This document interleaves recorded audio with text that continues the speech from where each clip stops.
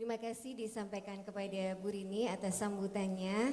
Hadirin sekalian, alhamdulillah hari ini Allah telah menggerakkan kita untuk terus belajar dalam setiap hal tentang diri anak kita dan juga bagaimana cara mendidik anak kita serta mengasuh anak kita di rumah. Nah, bersyukur alhamdulillah hari ini SD Unggulan Permata Jingga menyelenggarakan parenting dengan tema Toxic and Hyper Parenting. Nanti kita akan mengulas seperti tadi disampaikan oleh Bu Rini, apa itu toxic parent dan hyper parenting, apa saja ciri-cirinya.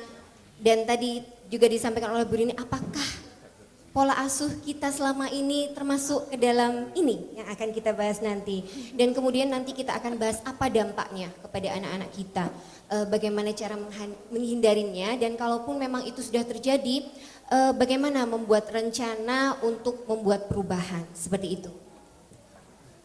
Baik, bersama saya sudah hadir Dr. Vivi. Selamat pagi dokter, beliau adalah dokter parenting, beliau bernama Dr. Martina Silviarini, betul ya dokter? Baik, saya izin bacakan CV-nya dulu ya dokter. Baik, Dr. Vivi ini adalah inspirator Ibu Bahagia, founder Rumah Cerdas dan Sekolah Ibu Bahagia. Mungkin saya lanjutkan di sini ya dok ya. Baik, kemudian beliau adalah trainer and bootcamp batch 5, Akademi Trainer batch 32, trainer Tempa, co-host 8, trainer Steven ya dokter, wow luar biasa. Trainer Great Parenting, trainer Magnet Rezeki, wow luar biasa. Dan juga trainer NLP. Beliau juga ditunjuk sebagai wanita inspiratif Radio Mas FM. Wah luar biasa, boleh tepuk tangannya dong. Baik, nah beliau ini aktif di dunia pendidikan dan juga beliau pembicara parenting di berbagai kota di Indonesia. Ribuan orang telah merasakan manfaat dari seminar beliau. Beliau ini berupaya untuk mengajak para orang tua untuk mengubah cara pandang dalam mendidik anaknya.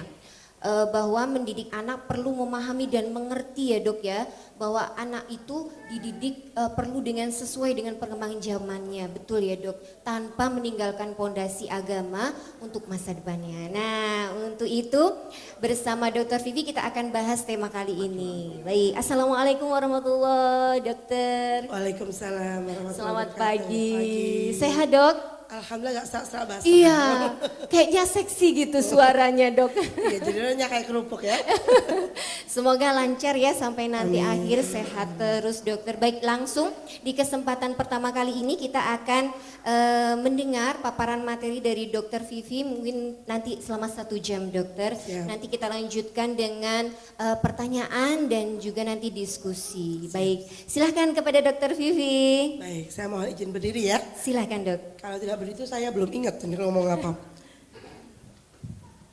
Bismillahirrahmanirrahim. Assalamualaikum warahmatullahi wabarakatuh. Alhamdulillahirrabbilalamin. Wassalatu wassalam ala asrofi anbiya wal mursalin Sayyidina Muhammadin wa ala alihi washabihi ajmain. Alhamdulillah, segala puji syukur kita haturkan kepada Allah atas segala nikmat yang telah diberikan sampai hari ini. Nikmat sehat, keluarga, kebahagiaan, dan juga nikmat bisa hadir bersama di tempat ini dalam keadaan sehat walafiat. Saya ucapkan selamat pagi, salam sejahtera buat kita semua di sini. Bagaimana kabarnya ayah bunda semuanya? Sehat, kuat, semangat. Masya Allah, tepuk tangan buat ayah bunda yang ada di sini. Baik, pagi-pagi indahnya berkumpul bersama. Bagaimana kita membahas tentang anak-anak kita. Karena dari mereka nanti kelak kita akan dibukakan pintu surga. Karena dari setiap kata dan perbuatan kita hari ini akan meninggalkan jejak-jejak di pikiran anak kita. Yang kelak jejak itulah yang akan menjadikan seorang anak memberikan timbangan amal kepada orang tuanya. Sehingga Allah ridho membukakan kita pintu surga. Itulah kenapa seorang ibu dikatakan memiliki surga di bawah telapak kakinya. Kenapa telapak kaki? Kaki adalah organ tubuh yang digunakan untuk apa ya bunda? Berjalan. Ketika kita berjalan seperti ini di pantai dan kita menoleh ke belakang, apa yang kita lihat di sana? Jejak. Ternyata setiap perkataan dan perbuatan seorang ibu dalam membersamai buah hatinya akan meninggalkan jejak-jejak di otak anaknya, yang kelak jejak itulah yang akan menjadikan seorang anak menemukan surganya. Setiap perkataan kita hari ini kepada anak-anak kita, setiap contoh yang kita lakukan di depan mereka akan meninggalkan jejak-jejak yang kelak jejak inilah yang menjadikan anak mengenal Tuhannya. Dan disitulah akhirnya nanti kita berharap kita bersama dikumpulkan di surga.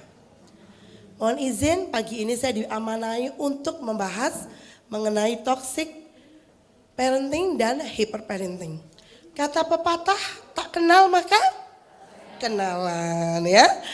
Maka izinkan saya untuk memperkenalkan diri terlebih dahulu.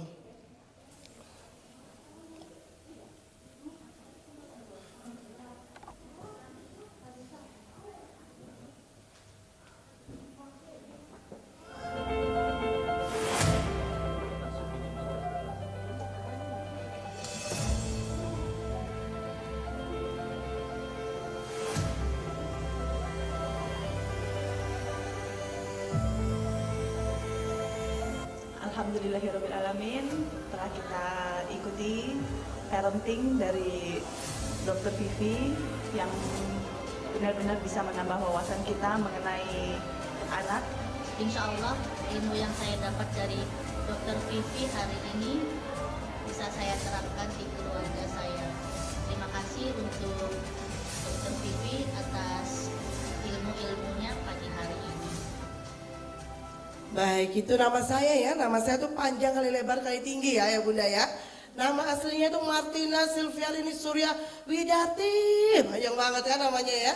Martina itu dulu karena mama saya ngefan banget sama Martina Navratilova. Ada yang tahu Martina Navratilova itu siapa? Nggak beda zaman kayaknya ya. Zaman mama saya dulu ya memang ya. Martina Navratilova itu petenis juara Wimbledon 9 kali. Tapi kan orang Jawa yang diambil bukan Navratilova tapi Martina. Karena lahir di bulan Maret. Catat ya Bunda, Maret. Ini kode ya. 3 bulan lagi ya. Silviarini itu berasal dari Silvestris. Pohon yang kuat ada di gunung gitu. Jadi harapannya itu jadi orang yang tegar, yang kuat. Kan di gunung tuh anginnya macam-macam ya.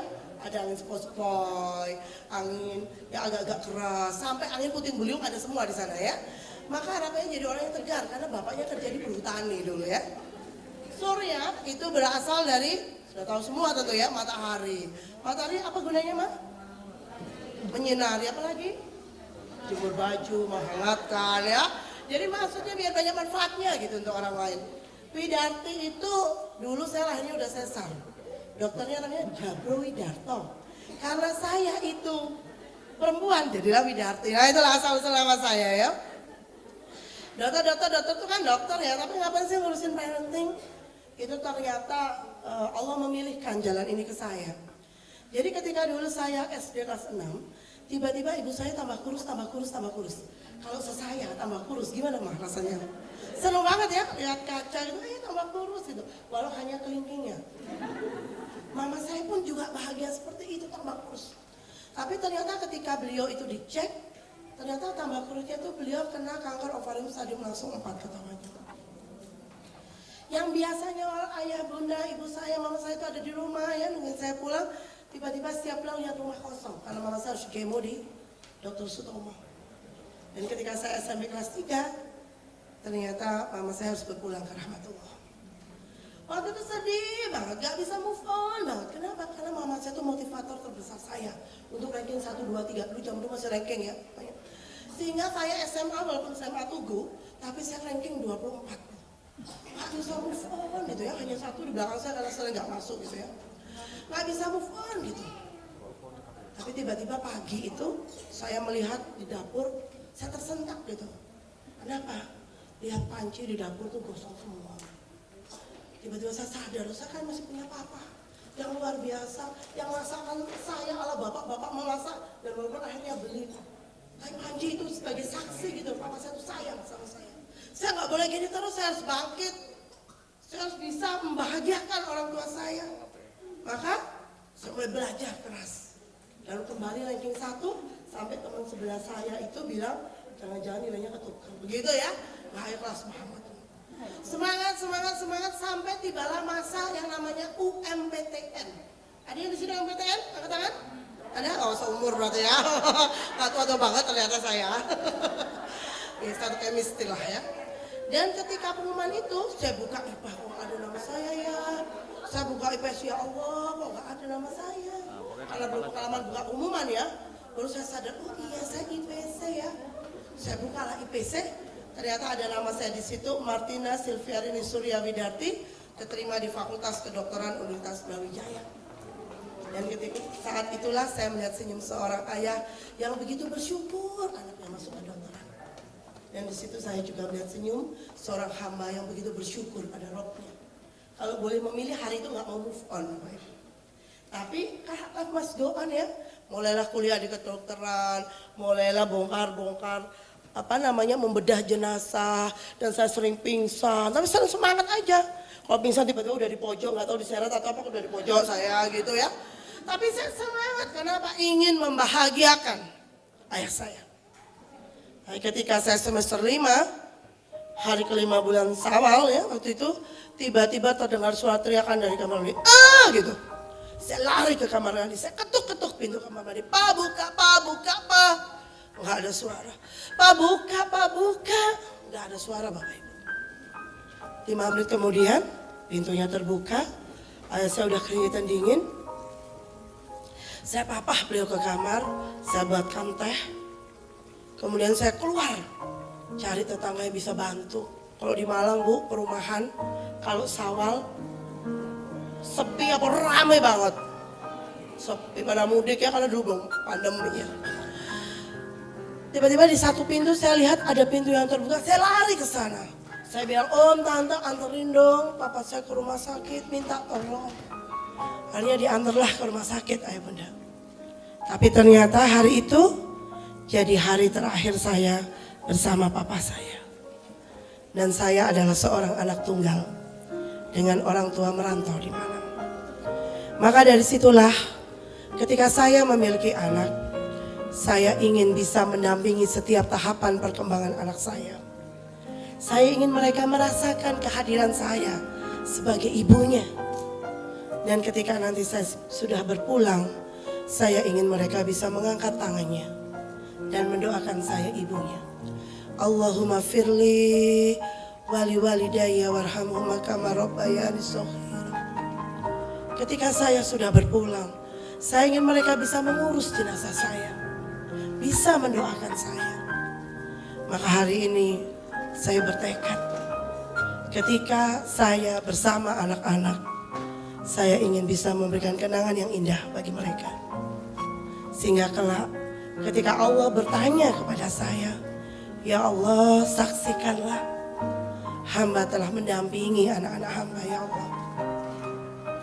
Dan dalam setiap perjalanan kehidupan saya ingin merangkul banyak sekali orang tua. Untuk apa?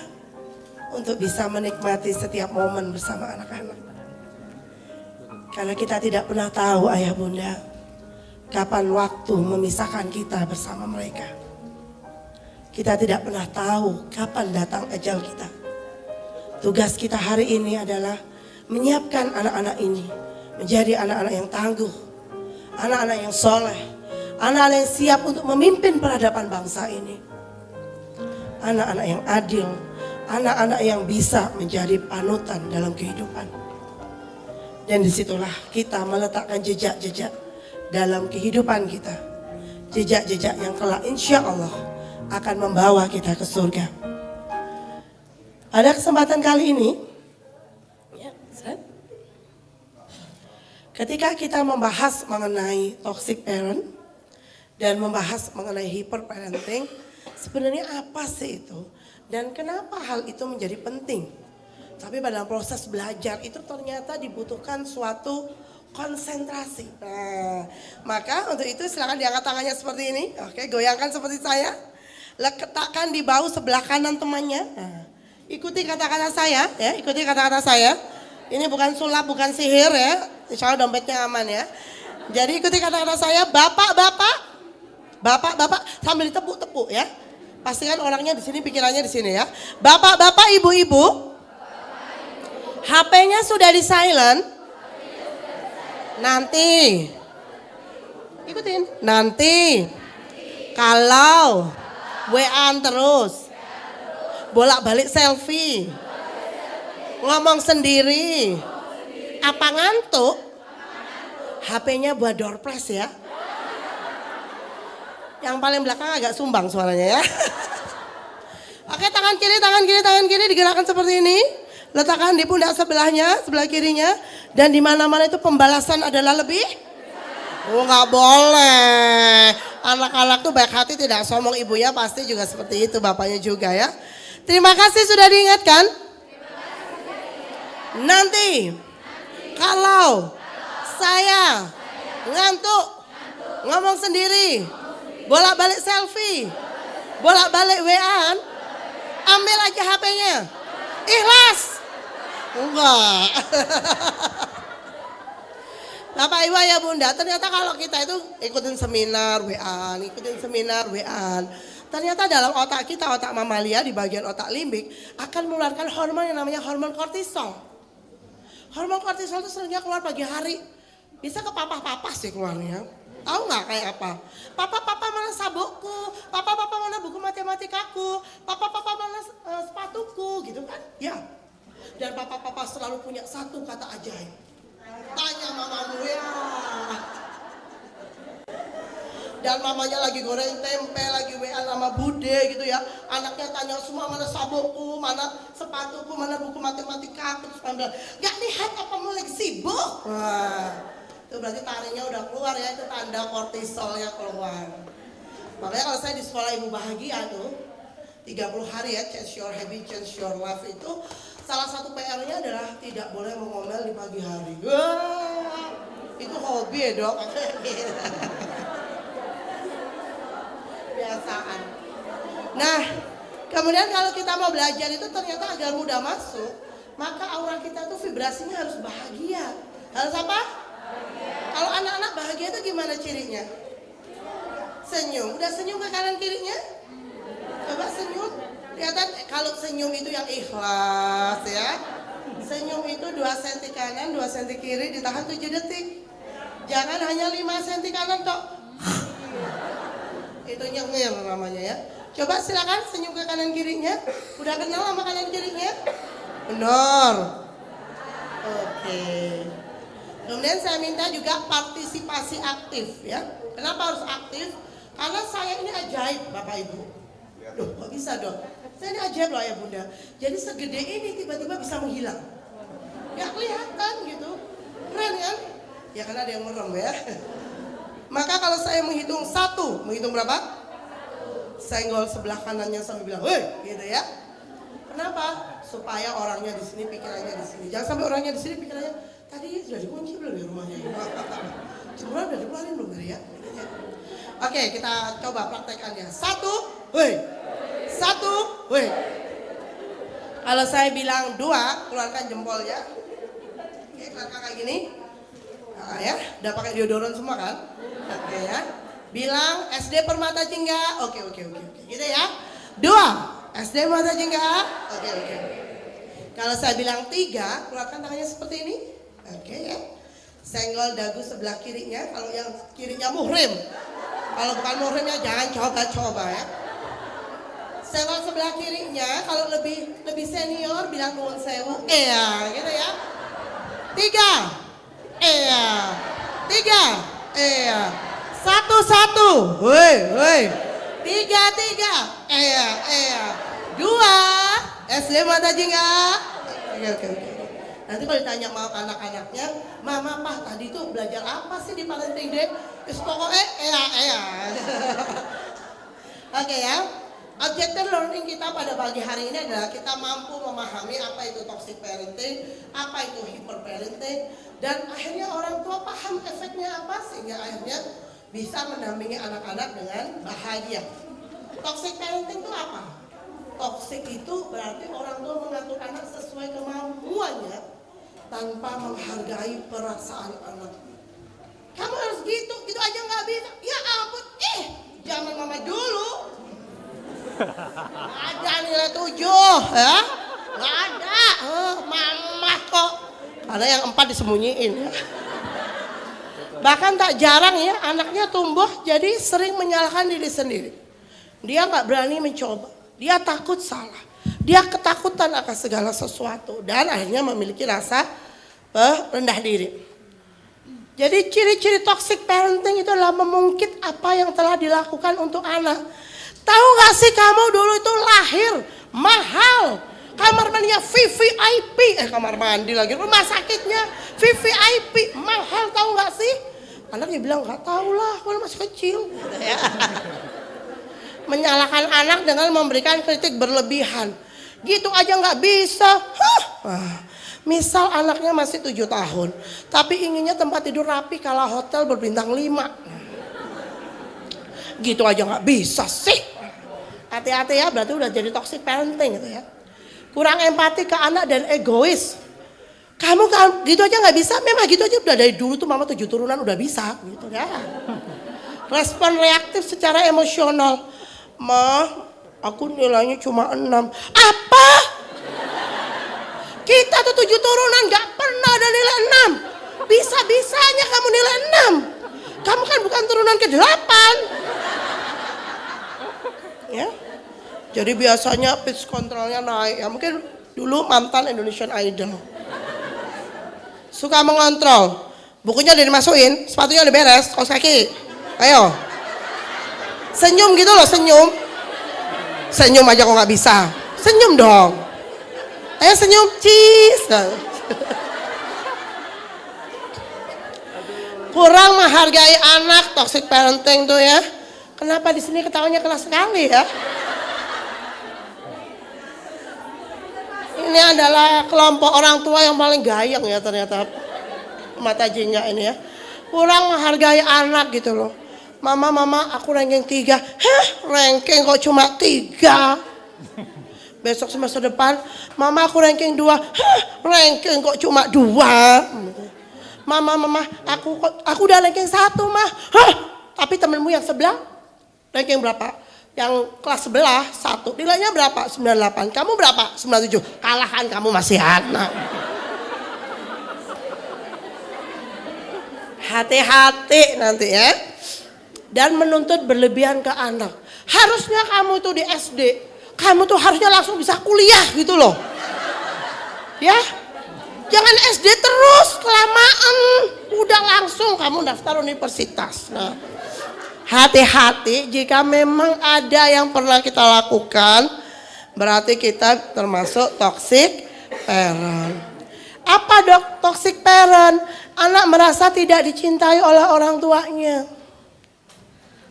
Akhirnya apa? Suka curhat bukan ke orang tua tapi ke teman. Mulai waktunya kapan? Waktunya adalah sejak akhir balik 10 tahunan tuh. Kalau anak Anda, kan pubernya emang suka sama lawan jenis ya, fitrahnya seperti itu. Tapi ceritanya nggak ke Anda. Kemana aja ya bundanya? Ceritanya ke temen. Berarti kita nggak dipercaya. Kadang-kadang dok, seringnya saya dicurhatin orang tua. Anak saya tuh dok, saya suruh ke kanan, dia ke kiri. Saya suruh ke depan, dia ke belakang. Saya suruh ke atas, dia ke bawah. Dia tuh sengaja gitu loh dok. Sengaja. Membuat saya tuh marah. Kenapa? Karena anak tidak nyaman ibu-ibu dengan kita. Sehingga akhirnya dia tidak merasa dicintai, dia tidak merasa berharga. Nah akhirnya dia mencari cinta di luar sana. Beberapa kasus terakhir itu ada anak-anak yang anak perempuan ya. Dia sexting ya, mau foto bagian tubuhnya untuk dijual. Dijual apa? Ya untuk dinikmati, kamu berani bayar berapa? Dia tak foto bagian tubuhku yang ini. Cari perhatian. Karena dia tidak ada yang memuji. Makanya penting anak-anak SD ya di Permata Jingga. Ayah-ayah itu kalau punya anak perempuan harus sering bilang anak ayah cantik, Masya Allah. Kalau yang Islam ya, kalau nyebutin muji harus pakai Masya Allah. Melibatkan Allah ya supaya anak penyakit ain. Oh anak ayah, kesayangannya ayah. Kenapa? Agar dia gak mencari cinta di luar sana. Cukup cinta pertamanya dari ayahnya. Kadang-kadang kita tuh enggak. Kamu pesek anak siapa? Lupa buatnya ya. Nah, jadi penting ya seorang ayah itu hadir untuk anak perempuannya. Jadi ini ada kisah nyata dari ayah Irwadi ya. Ayah itu bekerja keras untuk anak perempuannya. Sekolah yang terbaik ya. Semua untuk anak perempuannya. Tapi ayahnya ini cuma kasih uang. Tapi nggak pernah bercengkrama, nggak pernah ngobrol. Ketika itu anak perempuannya karena di Jakarta naik bis kota, dia naik bis kota, ayah bunda. Pas pertemuan pertama di halte, dia ada laki-laki ya preman itu liatin dia terus. Si dia bilang gini, apaan sih lihat? Si preman bilang, mata kamu cantik, bening. Apaan sih? Gitu. Tapi dia senyum-senyum juga dipuji. Besoknya ketemu lagi sama si preman ini. Si preman menatap lagi, kamu yang cantik, bidadari yang turun dari surga. Apaan sih? Nah di hari ketiga apa yang terjadi ya bunda, si anak ini udah mau diajak ke losmen. Hanya digombalin. Kenapa? Karena tangki cinta dari ayahnya tidak ada. Ya. Ayo bunda, kalau kita belajar tahapan perkembangan anak ya. Kapan mendidik yang paling baik? Mendidik paling baik itu ternyata sejak memilihkan ibu, memilihkan ayah itu mendidik anak. Dan makanan yang dimakan ayahnya, makanan yang dimakan ibunya itu menentukan kualitas sperma dan ovum ayah bundanya.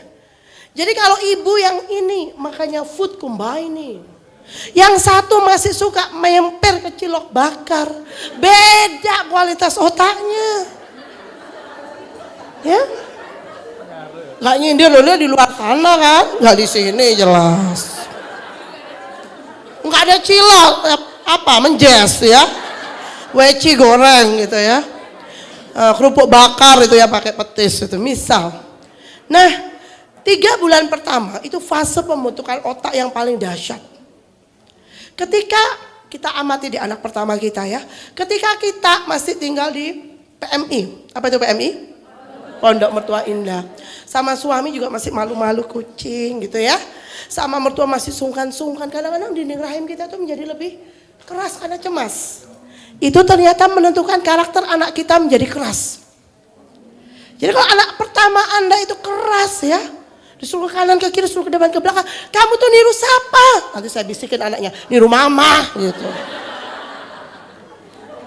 Coba kalau Anda lihat anak kedua Anda, yang punya anak kedua ya, yang belum silakan segera buat, bisa bandingkan.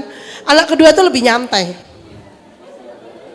Anak pertama, obah sedikit krek, obah sedikit krik ya. Bergerak bernapas sedikit cepret gitu ya. Semua ada fotonya.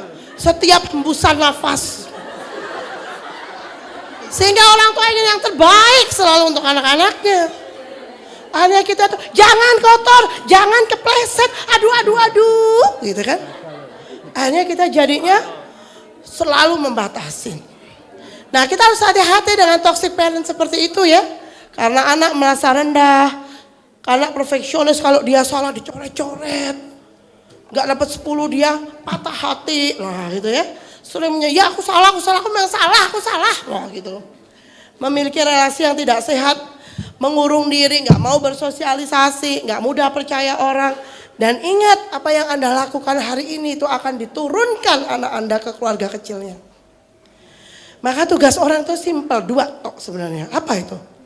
Tugas orang tua itu adalah meninggalkan kebiasaan-kebiasaan positif dan kenangan yang membahagiakan. Itu aja.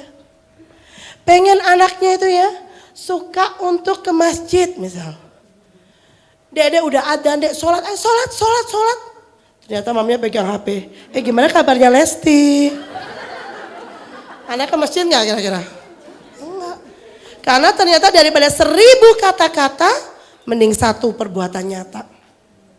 Ingin anaknya suka baca Quran, ya udah baca Quran aja di depan anak. Ingin anaknya suka baca aja buku di depan anak.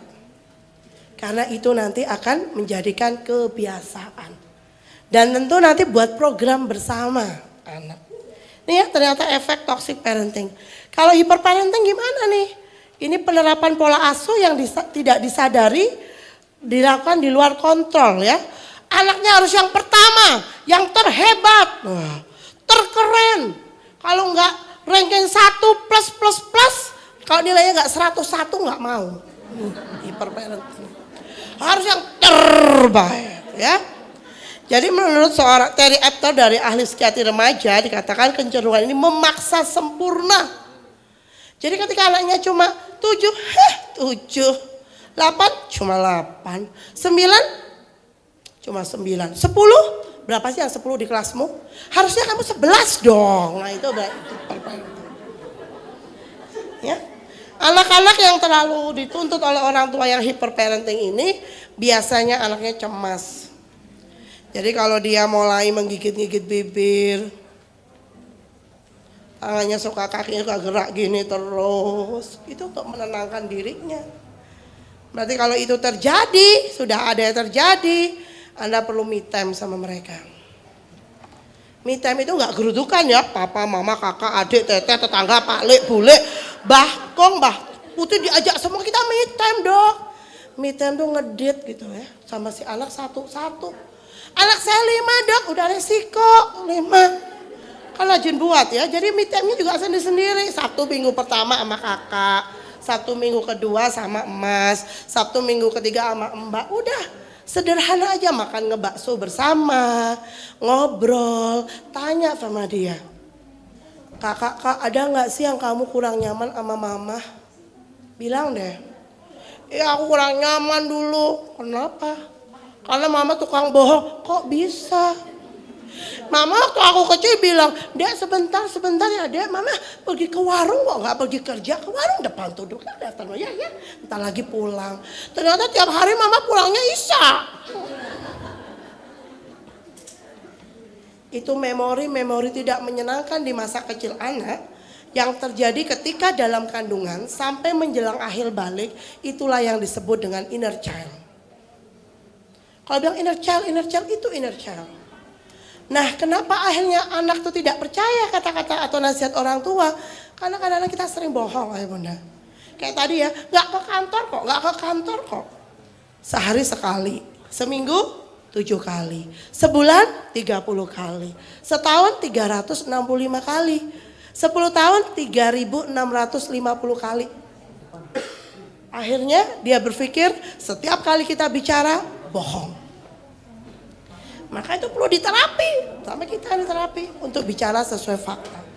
Bahkan kalau masih punya anak-anak bayi seperti ini, anak bayi nangis gitu ya.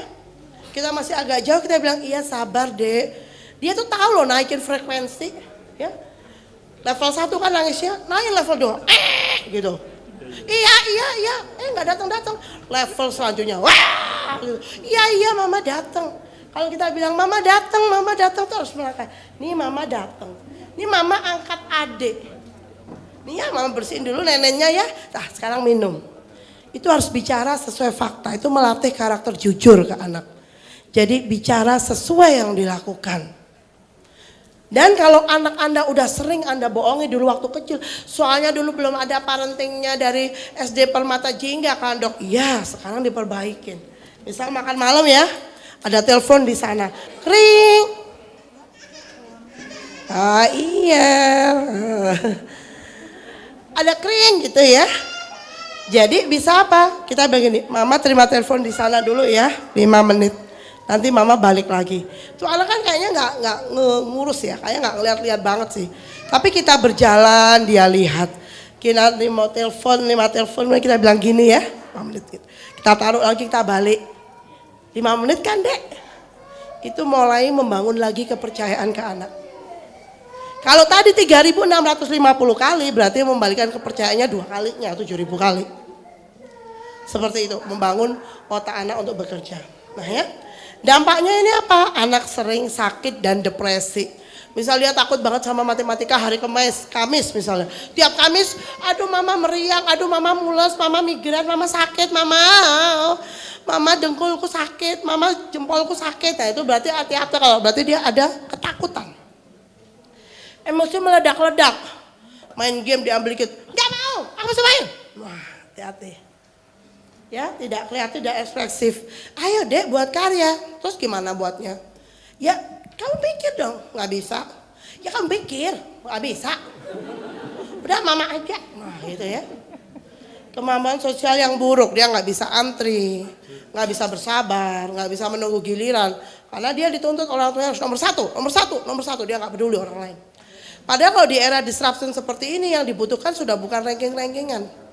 Tapi yang dibutuhkan adalah kolaborasi, kemampuan bekerja sama, kemampuan kerja kelompok. Karena kita tidak bisa sukses sendirian di zaman ini. Kita harus bisa paham, bisa mendengar, bisa menunggu giliran, bisa fokus pada solusi. Bukan mencari siapa yang salah, siapa yang benar. Jadi kemampuan itu pun harus kita lakukan di rumah. Jadi kalau makan malam, itu usahakan dalam satu tempat.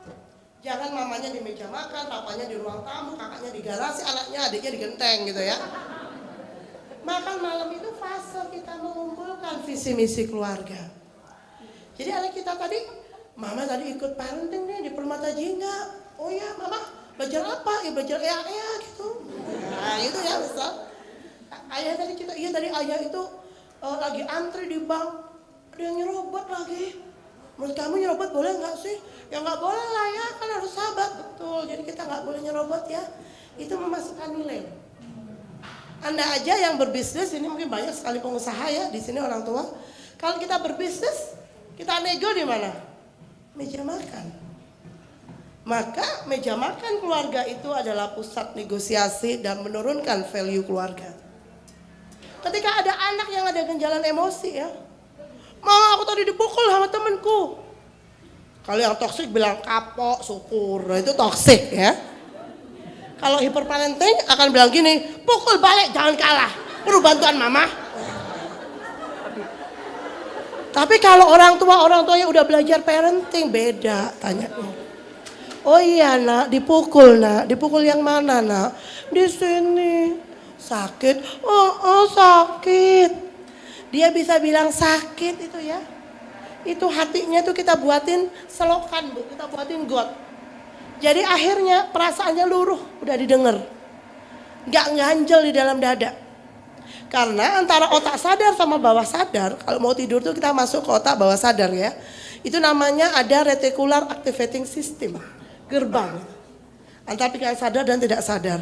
Nah ketika emosi-emosi yang mengendap seharian itu tidak dirilis, tidak dilepaskan sebelum tidur, itu akan masuk ke bawah sadar. Dan itu akan jadi program yang menetap. Sehingga dia mudah dendam, mudah marah. Tapi ketika orang tuanya tanya sederhana, sakit nak? Sakit mah. Jadi kalau kamu gak suka sama teman, apa kamu mukul? Enggak, makanya sakit. Anak pintar, anak solehnya mama. Tetapi apa yang harus kamu lakukan di sana? Kan mama gak mungkin nemenin kamu di kelas. Kalau kamu gak nyaman, apa yang harus kamu lakukan? Aku bicara. Ya coba bicara besok ya. Besoknya lagi makan malam. Mama aku udah bicara tapi tetap dipukuli tuk gitu ma. Gitu ya. Maka si mama kan bilang gini, gak usah bingung cincin baju. Oh kalau gitu mama yang bertindak, gak usah ya. Itu hyperparenting gitu. Maka mama bilang, oke, kalau di kelas kan kamu gak bisa hadapin sendiri, udah bicara dia tetap gak mau dengerin. Berarti apa yang bisa kamu lakukan? Nah, siapa yang bisa bantu kamu di sekolah? Bu guru. Ya, bilang bu guru ya, untuk menjadi penengah. Nah ini namanya Anda mengimunisasi anak untuk menghadapi tantangan hidup. Bukan mensterilisasi anak. Kalau sterilisasi ada yang mukul, pindah sekolah B. Di sekolah B ada idik-idik, pindah sekolah C. Apa sekolah kok idik-idik terus gitu ya. Jadi usahakan kita memberikan saluran, selokan untuk emosi anak. Sehingga anak ini apa? Bisa menerima setiap keadaan. Dan ketika dia dewasa, menghadapi tantangan apapun, maka dia akan meletakkan apa? Nasihat-nasihat orang tua yang kayaknya receh di meja makan itu, tapi akan dia gunakan sebagai prinsip hidupnya. Nah, kalau yang muslim ya, kalau yang agamanya bukan muslim pasti juga ada pedomannya di kitab sucinya masing-masing. Jadikanlah sabar dan sholat sebagai menolongmu nak. Sabar yuk minta sama Allah yuk supaya teman kita dilembutkan hatinya. Sehingga pada saat dia dewasa, dia dapat tantangan hidup, dia gak akan bilang itu salah dia sih aku jadi kayak gini. Wah gak gitu. Karena apapun yang terjadi dalam kehidupan ini Tuhan sudah izinkan itu terjadi. Dan itu adalah terbaik dari Tuhan untuk kita. Tugas kita sebagai makhluk adalah membaca pesan cintanya Allah. Kenapa itu dihadirkan dalam kehidupan kita? Nah, tugas kita pun sebagai coachnya anak-anak kita masing-masing juga mengajari dia untuk membaca hikmah dari setiap peristiwa. Nah, sekarang kita harus tahu nih kenapa orang tua bisa jadi toxic parent dan hyperparenting, karena ada inner child, orang tua yang belum selesai. Ingat tadi inner child dan peristiwa yang gak nyaman yang terjadi ketika dalam kandungan sampai sebelum akhir balik. Bagaimana mekanisme inner child? Nih ya, ada masa lalu kita yang memang membuat kita nggak nyaman, sedih, tapi nggak ada salurannya waktu kecil. Takut, diem, tapi dendam. Takut, diem, tapi sakit hati, gitu ya. Sampai akhirnya buat lagu ya. Sakitnya tuh di sini, di dalam hatiku, gitu sampai aneh. Itu ada inner child berarti. Maka kalau inner child, kita bisa lihat film berikut ini. Yuk lihat bareng-bareng.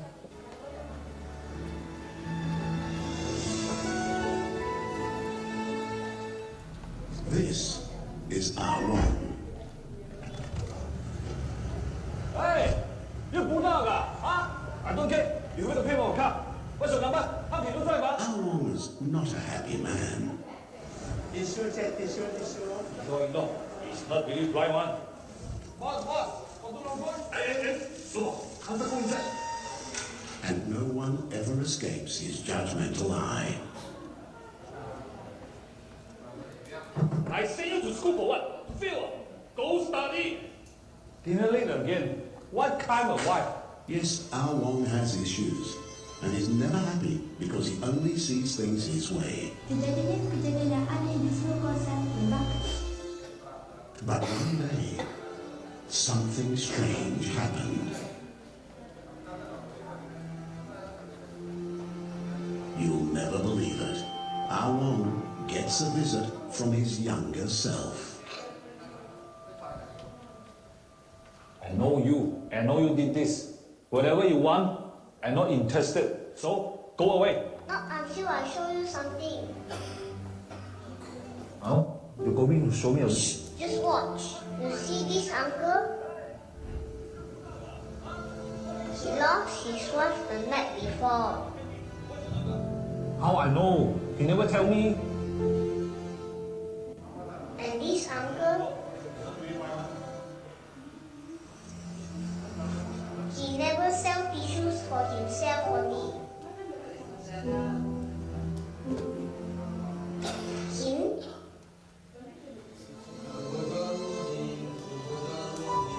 That day is his daughter's birthday.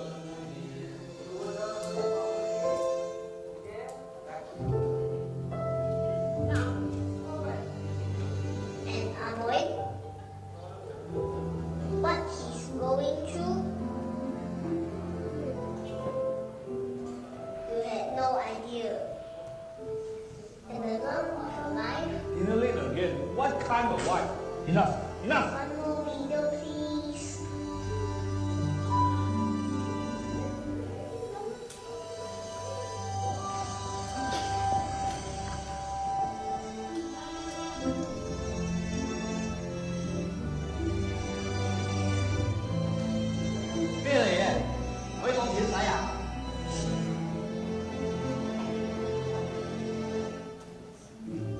Why are you reminding me of this? Why? Because we can be happy, and that can only happen when you reach out to others. Trust me. Boy. Boy. Huh? Yes, Bob. What are you doing? I'm watching a.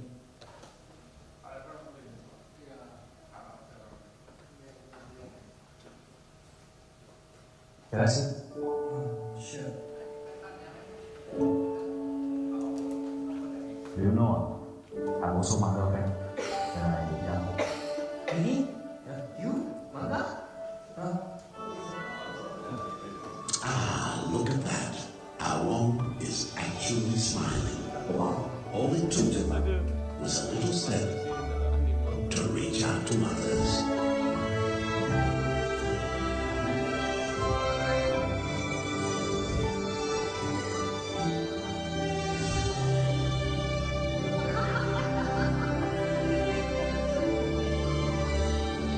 So we've come to the end of this story with a message to share, and it's this: we're never truly free until we are free from our own judgment.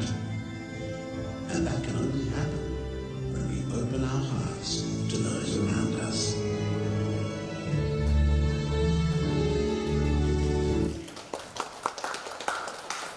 Jadikan kenangan indah selalu bersama anak-anak kita. Apapun yang terjadi di masa lalu kita, masa lalu telah berlalu. Sekarang hadapi masa depan, tinggalkan kenangan-kenangan yang membahagiakan, karena kelak kenangan itulah yang akan diturunkan anak kita ke cucu kita nanti. Maka hari ini kalau memang ada dulu yang belum dimaafkan ke orang tua kita dulu, sekarang maafkanlah.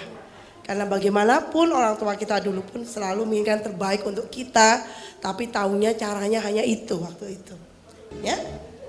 Nah, ini tadi yang saya katakan, subconscious mind, pikiran sadar, dan subconscious mind, pikiran bawah sadar. Di antaranya itu, di permukaannya ini ada yang disebut tadi reticular activating system. Kalau saya tanya Bapak Ibu, Anda sadar atau tidak sadar hari ini? Yang bilang sadar angkat tangan. Oke, yang tidak sadar angkat tangan. Misal nih, Mama siapa namanya Ma? Arnis. Ya. Mama Arnis nih, bayangkan saya mah ular kobra yang sudah sebulan nggak makan. Gedenya segini nih, ya. Bayangin aja sebulan nggak makan sama Mama Arnis deket segini. Apa yang akan Mama lakukan? Apa Mah? Pasrah. Gede banget kayak ularnya gitu ya. Lari ya Mah. Lari itu mekanisme pikiran sadar atau bawah sadar? Ternyata lari itu pikiran bawah sadar yang bekerja. Kalau sadar, Mama Arnis ini kalau membawa meternya dulu. Oh 1,5 meter. Lariku 10 km per jam. Kobranya 30 km per jam. Pasrah aja deh. Itu kalau pikiran sadar yang bekerja. Ternyata ya Bunda, kita saat ini tuh bekerja yang lebih menguasai kita itu adalah pikiran bawah sadar. Pikiran bawah sadar ini terbentuk dari apa? Dari memori-memori kita sejak dalam kandungan sampai kita hari ini dibesarkan. Maka kalau Anda ingin anak-anda menjadi anak yang percaya diri, anak yang memang dia punya prinsip kebaikan, anak yang karakternya baik, maka menyusunnya adalah di bawah sadar. Dengan apa? Melakukan secara terus-menerus diulang-ulang-ulang. Misalnya self image, ini gimana terbentuknya? Saya ada satu ya. Kalau semuanya dijelasin kita pulang bisa ya. Self image. Self image. Kalau kita bilang ke anak kita, kamu nakal, kamu bandel, nggak bisa apa-apa. Sehari 3 kali. Seminggu 3 kali 7 berapa? 21 kali. 21 kali dikalikan 4 berapa? 84 kali. 84 kali dikalikan 12 berapa? Kalkulator. Banyak, hampir 1000 kali ya. Nah kalau anak Anda sekarang umur 10 tahun, 1000 kali 10 berapa? 10.000 kali. Itu self image dia. Ketika gurunya di SD Permata Jingga bilang, kamu pintar nak, kamu tuh bisa kok, kamu tuh bisa. Tapi 10.000 kali itu sudah lebih menancap, maka dia bilang, aku gak bisa. Ya udah boleh diterapin. Sama kayak kita nih. Misalnya saya minta nih, sebagai Mama Arnis siapa? Mama Iren. Mama Iren, minta tolong jadi apa sih? Wah, jangan saya, Mama Arnis aja, Mama aja. Kenapa itu bisa terjadi? Kayaknya tidak juga dia ngomong dipikir-pikir. Tapi dulu waktu SD, waktu dia di depan, ada gue bilang, kamu gak bisa ngomong di depan. Jelas banget kamu ngomong. Dan itu guru itu ada orang yang berminat ya. Jadi kalau sekali ngomong itu ibarat segera ngomong. Maka guru itu punya jerut. Kata-kata malaikat dia akan menjerurin murid. Ketika gurunya tak paham dia psikologi ya, dia akan bilang, aku gak bisa ngomong. Maka Mama Iren akan bertekad, aku tidak akan jadi MC seumur hidupku. Itu self image seperti itu terbentuknya. Jadi membangun self image itu nggak bisa seperti membalikkan telapak tangan, nggak bisa betul-betul ujuk-ujuk tiba-tiba suddenly hebat.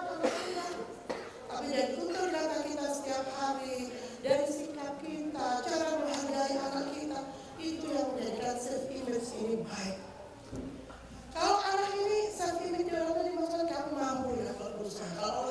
akan bisa, kita bisa berusaha. Apapun yang terjadi kalau berusaha akan bisa.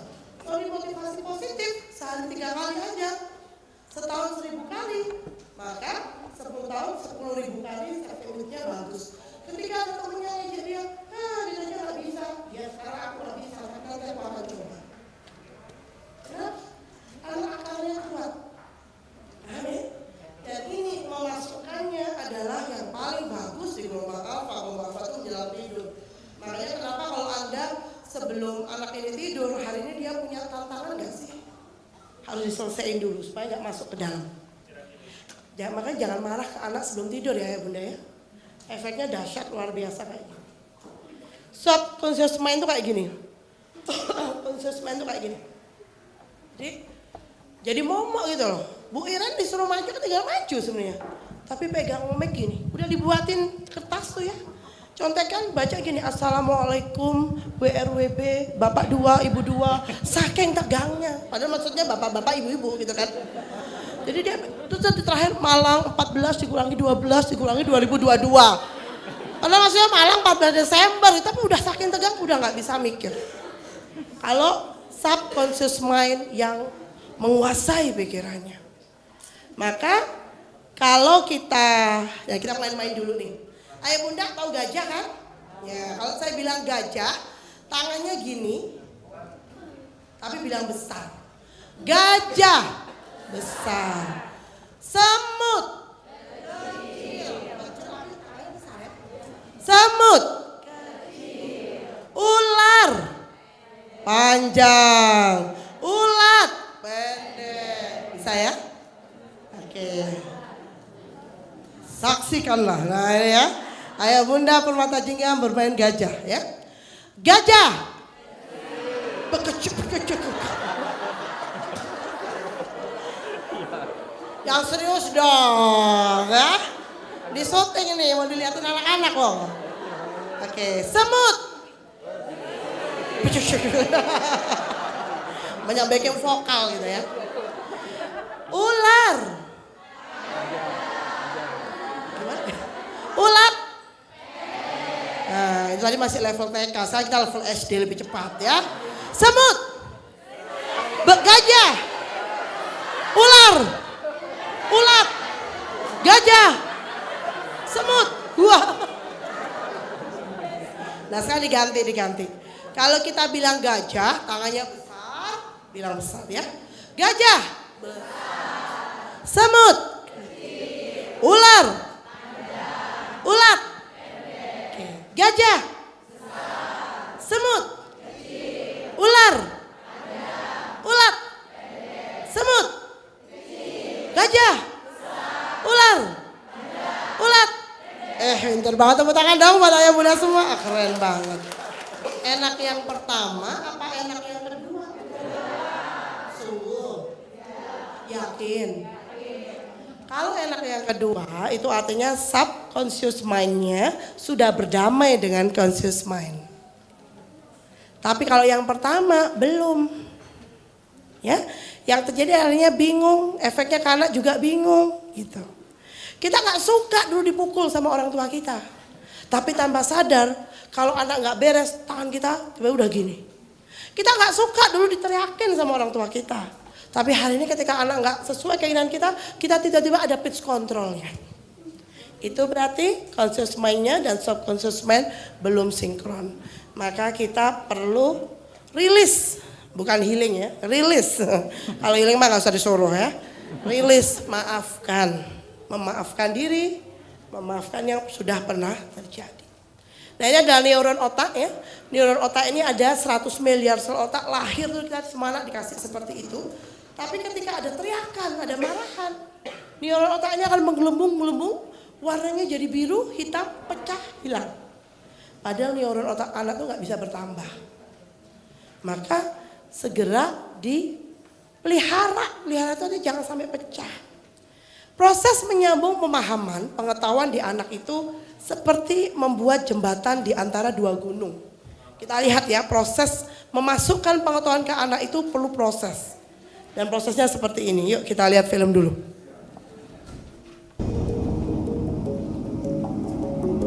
For Alison, As for every single one of us, learning something new means rearranging the way her brain works.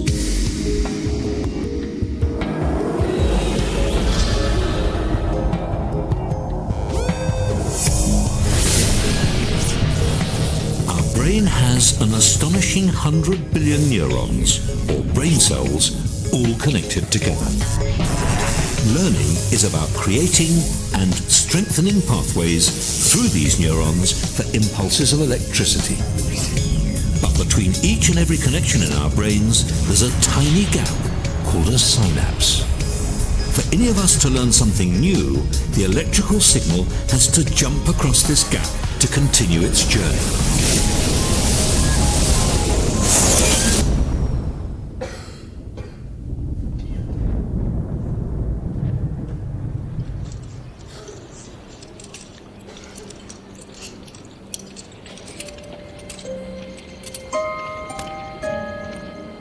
The gap between the two brain cells is tiny, but that doesn't mean it's straightforward for a signal to get from one side to the other.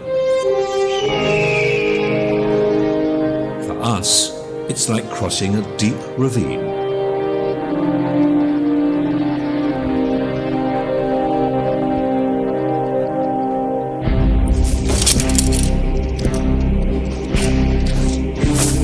And getting from one side to the other should tell us something about the way we learn.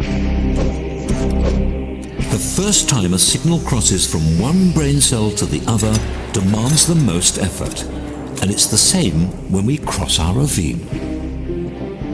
The first trip across is the hardest.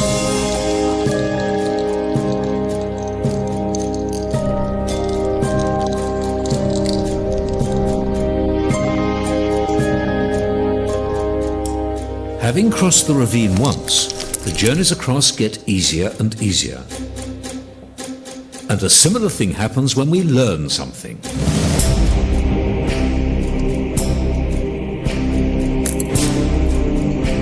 To start with, learning is difficult.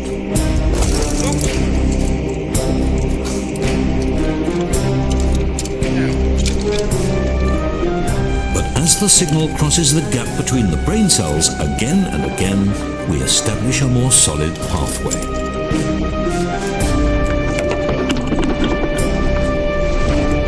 Sorry about that.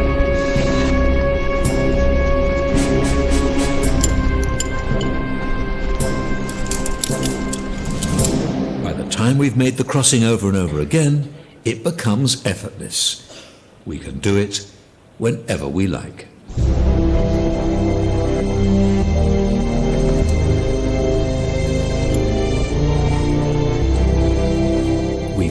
Ya, itulah memberi informasi ke anak itu melalui proses yang bertahap dan perlahan. Misal anak kecil aja, nak makan pakai tangan kanan, gitu kan ya? Masih tangan kiri lagi.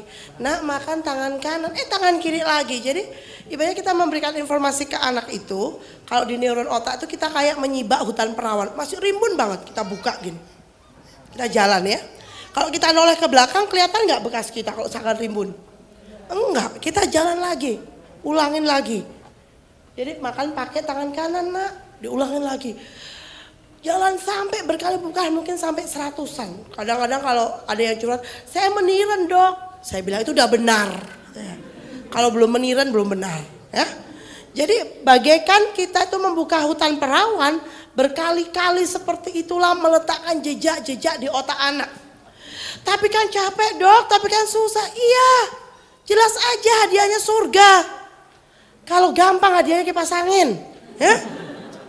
Jadi ketika anak kita itu menggemaskan dalam tanda kutip, ya Allah surgaku, ya Allah mudahkan ya Allah. Sebelum ngomong sama anak ya, ayah bunda kalau saya nih misal jadi bu guru nih ya, saya ingin mengubah ayah bunda lebih baik gitu. Itu wajar nggak sih sebenarnya? Saya bu guru nih, saya ingin mengubah ayah bunda di sini waktu parenting jadi lebih baik. Lebih pintar, lebih ngerti, itu wajar nggak? Ternyata enggak. Karena saya nggak bisa merubah siapapun. Saya nggak bisa membolak-balikkan hatinya siapapun. Yang bisa membolak-balikkan hati itu siapa? Allah. Maka ayah bunda, ketika kita ingin kata-kata kita berat ke anak kita, kata-kata kita didengar sama anak kita, bangun di sepertiga malam terakhir ya, bagi yang muslim. Mungkin yang bukan muslim ada juga ya ritual-ritual tertentu. Nah, kenapa di situ? Karena Allah nunggu kita itu di sepertiga malam. Kamu minta apa hambaku? Ya Allah, jadikan lisanku berat ke anakku ya Allah, sehingga dia mengikutiku. Karena yang menggenggam jiwa anak-anak kita itu Allah. Yang menggenggam jiwa suami kita itu Allah. Yang membolak-balikkan hati anak kita itu Allah, Bu. Karena manusia itu didesain untuk tidak bisa menyelesaikan masalahnya sendiri.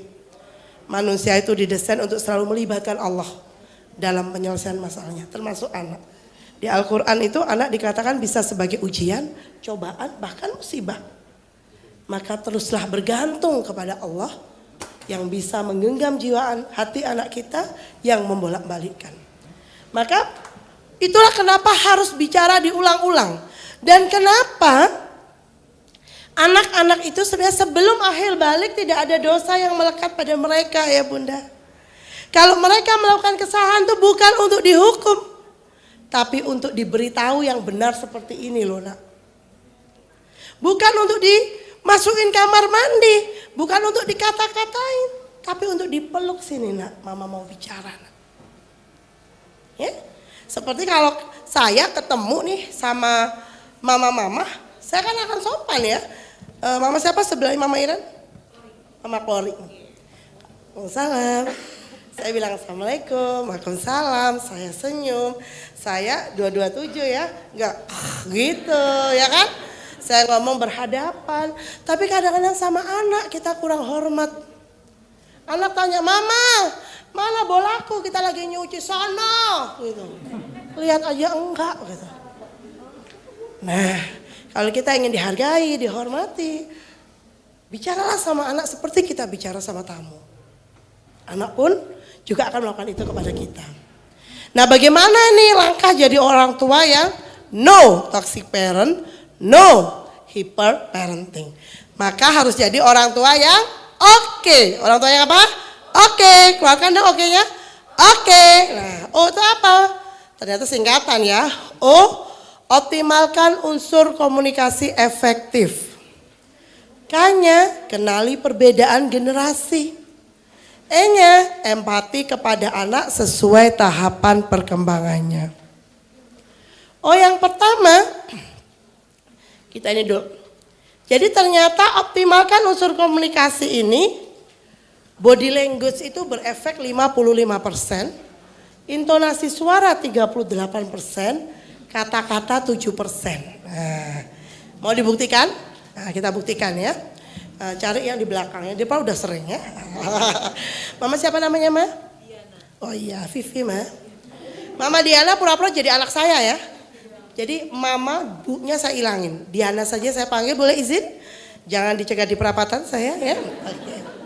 Baik, perhatikan saya ayah bunda semua ya. Ini saya bicara dengan Bu Diana. Saya menyatakan kasih sayang pada anak saya Diana. Lihat saya. Diana, mama tuh sayang sama kamu, ngerti nggak? Mama tuh kerja dari pagi sampai sore, bangun 2:30, masak, nyapu, ngepel, setrika, cuci-cuci buat kamu. Mama kerja buat bayar les kamu, bayar sekolah kamu. Mahal tahu nggak sih? Mama sayang sama kamu. Merasa disayang? Nggak punya mama kayak lo nggak apa-apa kali gitu ya. Oh, salaman dulu. Mohon dimaafkan. Jadi kenapa kok seperti itu? Lihat tadi. Yang berefek pada komunikasi pertama adalah body language. Body language itu apa? Casing kita tuh. Jadi kalau ngomong sama anak itu dicek dulu casingnya. Ada 2 tipe orang tua ya. Tipe malaikat dan tipe sapam. Nanti pulang coba cek. Ketika anak Anda udah di rumah, Anda baru datang naik mobil, gitu ya. Buka pagar gitu, anak-anak tiba-tiba udah di pintu. Mama udah datang, kangen, rindu sama mama. Alhamdulillah, malaikat. Ya. Tapi ketika mobil itu udah masuk ke dalam garasi, gitu ya. Dia bilang ke adik dia, mama datang, bereskan. Sapam. Maka beristighfarlah, bertobatlah ya. Karena berarti body language-nya ini 55%-nya menyeramkan ya. Ingat, ini yang efek unsur komunikasi di situ 55%. Kemudian intonasi suara. Walaupun kita dulu finalis Indonesian Idol, ya. Mama tuh sayang sama kamu. Gak usah gitu kali ya. Dan kata-kata 7%. Saya bilang apa? Sayang, cinta. Tapi pitch kontrolnya naik. Merasa dicintai? Merasa di depannya adalah monster ya yang keluar dari gua. Nah, untuk menguatkan tuh pemahamannya yuk kita lihat film ini yuk. Looks like rain again today. Dark clouds gather and fill the sky. Don't know how to talk to you, just know how to say goodbye. Have you actually got a driver's license? Go back where you came from. Learn to speak English. Go back where you came from. Is that what you think?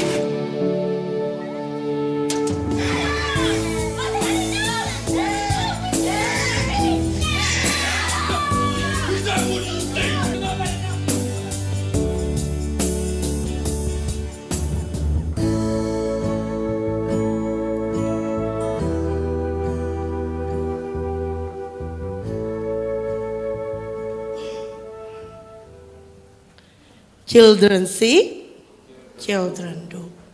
Kamu ini gampang marah sih, gampang bete sih, kamu tuh niru siapa? Kalau dia jawab bisa mama gitu ya, papa. Karena apa yang kita lakukan itu akan difotokopi anak. Serok lagi fotokopinya, ya. Oke. Jadi yang dilakukan orang tua saat berkomunikasi pada anak, baca bahasa tubuh anak. Dia pulang. Kenapa? Lagi nggak nyaman. Gak usah bilang gini, senyum dong, bete amat sih. Itu toksik ya. Menebak perasaan anak, apa yang dirasakan? Capek kah? Tanya dulu, tunggu jawaban ya. Kadang-kadang itu ibu itu one stop shopping ya sama bapak-bapak itu. Mau makan apa Iran? Bakso, soto, sate, tahu campur, udah sate aja ya, sate yang lewat ya. Oke ya. Kalau tanya tunggu dulu dijawab ya, jangan dijawab sendiri. Mendengarkan aktif cerita pada keluhan anak. Kalau gimana nggak nyaman? Oh nggak nyaman.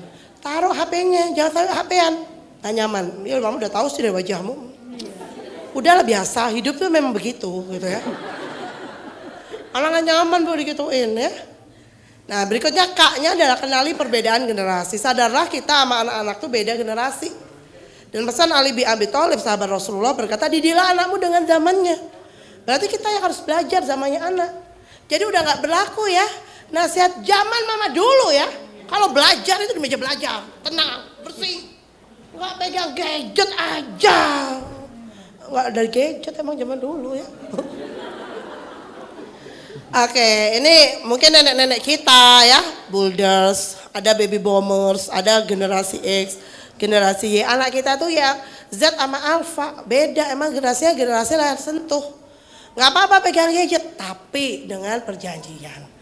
Berapa jamnya jelas, kapan hari pegangnya, apa mainan yang boleh dan tidak boleh. Buat kesepakatan, kalau dia hari Senin sampai Jumat melakukan kesepakatan, oke, hari Sabtu kita boleh main gadget 1 jam di ruang keluarga.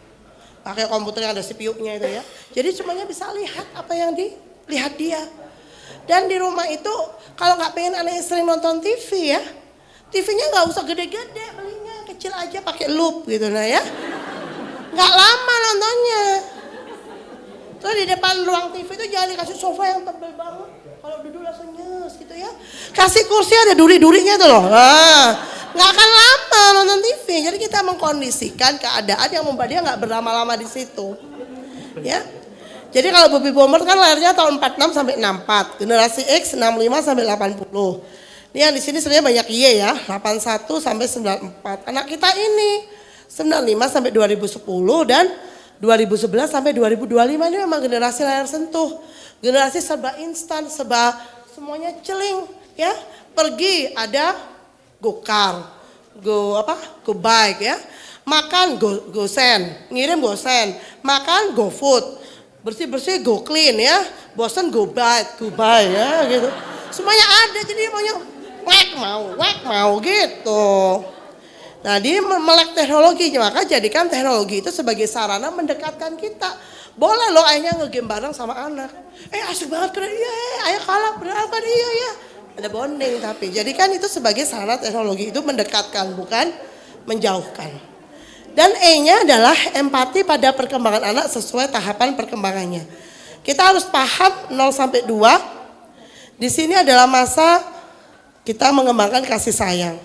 2 sampai 7 bagaimana anak memahami benar dan salah dikenalkan. Yang menciptakan Tuhan, Tuhan itu sayang. Makanya kalau punya anak 2 sampai 7 ini mungkin ada adik-adik yang 2 sampai 7 ya Bu. Kalau kita mau meletakkan jejak itu, si ibu tuh kadang-kadang kalau nangis, kalau sholat, kalau berdoa, usahain nangis. Kenapa? Karena anak-anak kepo. Mama, kenapa mah nangis mah? Kalau sholat, Allah jahat ya mah? Allah suka bakar orang ya? Enggak. Allah tuh baik banget. Allah tuh kasih kamu, kasih kakak, kasih papa. Kita bisa makan tiap hari. Kita bisa beli mainan. Allah cuma minta mama sholat. Jadi mama kalau sholat, mama ketemu Allah, mama seneng banget nak. Maka anak ini akan bilang ke mamanya, mama aku mau sholat mah, yang kayak mama ketemu Allah. Berarti ibu sudah meletakkan jejak surga dari kata-kata ibu. Beda ya, ketika tiba-tiba udah adzan Allah Akbar, adzan lagi cepet banget sih. Itu jejaknya juga beda ya.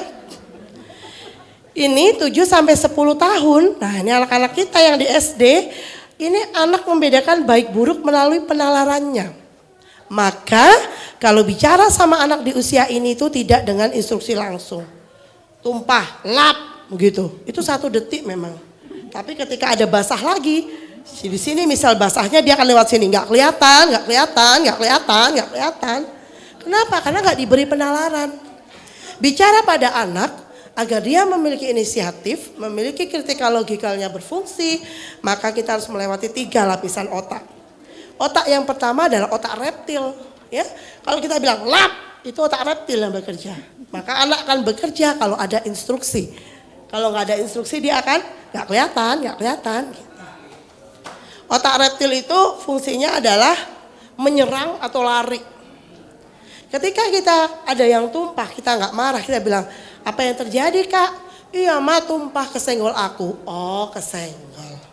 Tenang kan? Otak reptilnya nggak Anda bangunin itu. Berikutnya ke otak namanya mamalia atau otak limbik. Ya udah nggak apa-apa, namanya juga kesenggol. Itu diterima apa adanya. Terus kita baru tanya, apa yang bisa kamu lakukan ya nak kalau ada yang tumpah? Itu melatih otak berpikir logis, critical thinkingnya di situ. Ambil lap mah, yes bagus. Tahu tempat lapnya? Ya, dia akan lap dan selesai. Dan ketika ada tumpah lagi, dia akan ambil lap tanpa disuruh. Kenapa? Karena otak berpikir logisnya berjalan. Nah 10 sampai 15 tahun anak ini harus paham potensinya. Makanya kalau saya untuk anak-anak SD itu harus dipersiapkan kelas puberti. Kenapa? Karena sekarang anak-anak perempuan haid dan anak laki-laki mimpi basah. Kalau dulu anak perempuan haid umur berapa? 12, 13 sampai 15 tahun ya. Sekarang anak-anak perempuan zaman ini, anak-anak kita tuh sudah ada yang haid umur 8, 9. Kenapa? Karena faktor hormonal yang kuat banget, growth hormonnya. Ayam-ayam disuntikin hormon, tayangan-tayangannya begitu cepat, bayangin aja. Mereka 8 tahun udah men atau 9 tahun udah mens. Jadi mereka onderdilnya orang dewasa, tapi pikiran akhil balik itu kan akhil artinya berakal. Balik berarti sudah ada tanda kedewasaan itu kan. Akhil belum terbentuk, belum dewasa. Akhirnya dia foto-foto tubuhnya, badannya, karena kita tidak pernah berikan pijakan. Maka sekarang sekolah akhil balik, sekolah pubertas itu turun ke usia 7-8 tahun. Sekolahnya ke siapa? Ke orang tua dan anak kalau saya. Sama-sama tahu, sama-sama backup. Anak-anak laki-laki dulu mimpi basah usia 13-15 tahun. Sekarang umur 9-10 udah ada yang mimpi basah. Nah maka ilmu mimpi basah ini harus diajarin ke anak. Jangan sampai anak ini junub sholat karena nggak tahu. Maka peran siapa di situ? Ayah. Karena ibunya nggak pernah mimpi basah ya. Itu.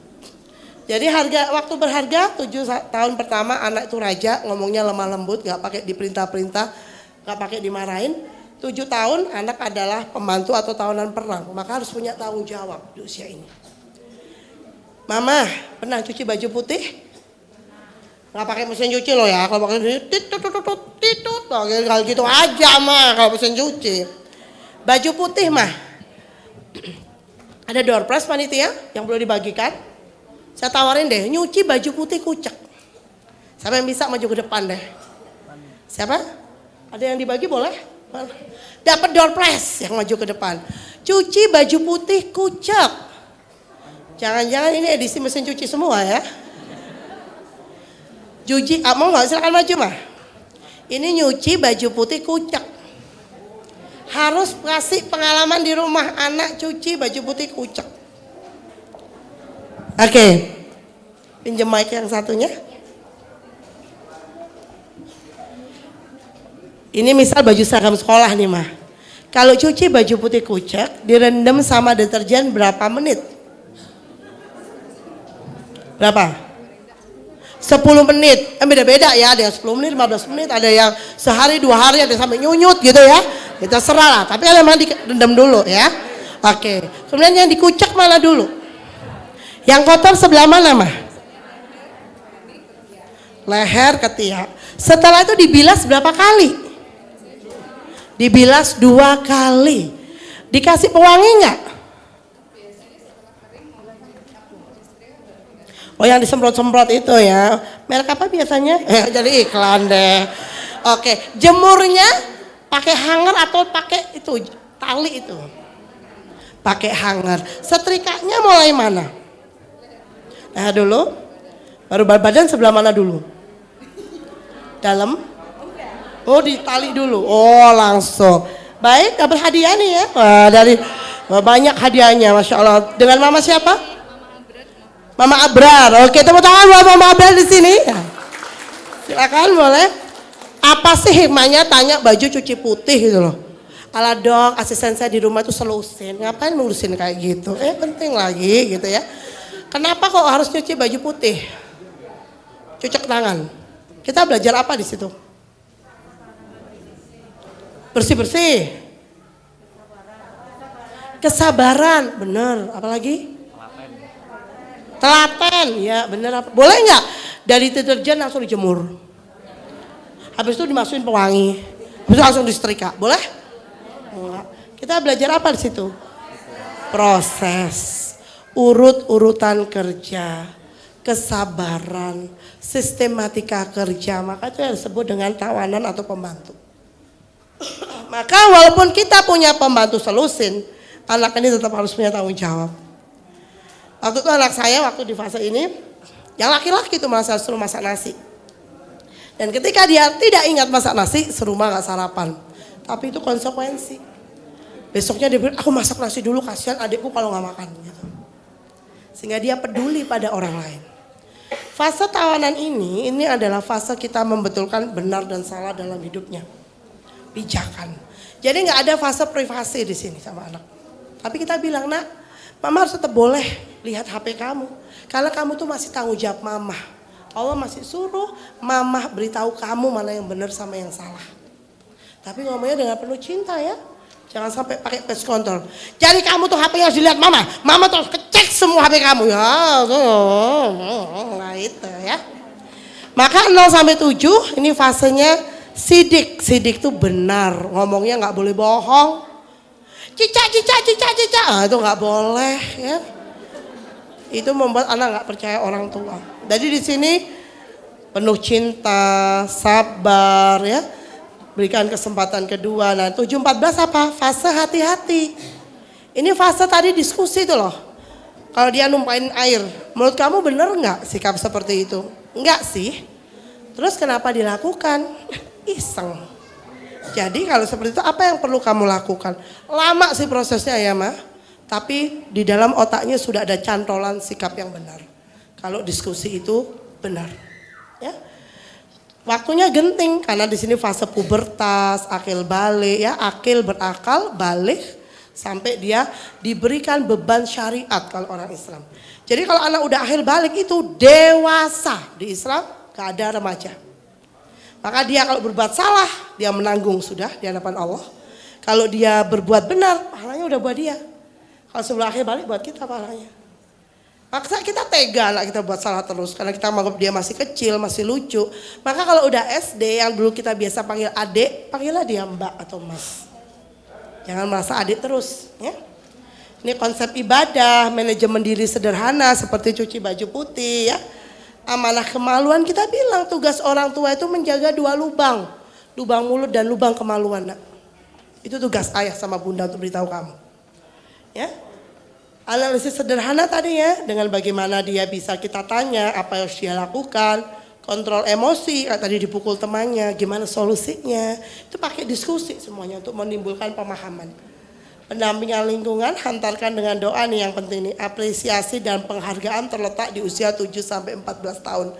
Kalau kita isinya di sini marah-marah aja, maka ini yang nggak dapat, dia akan merasa tidak berharga di tahap usia berikutnya. Nah di akhir sesi ini kita akan tutup ya dengan film berikut ini.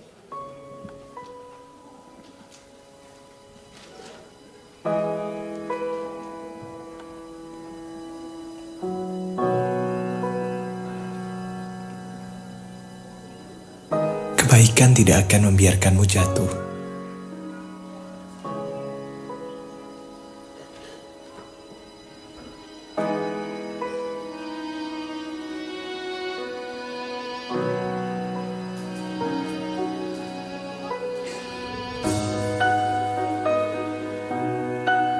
Karena berbuat baik akan mengganti ketakutan menjadi keberanian.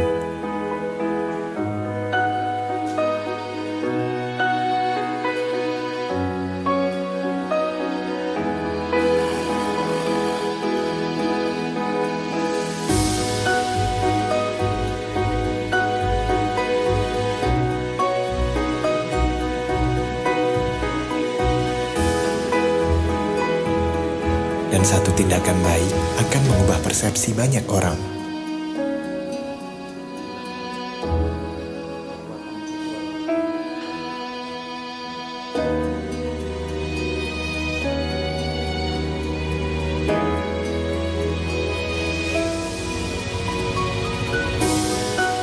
Sampai menua, kebaikan itu tidak akan sia-sia.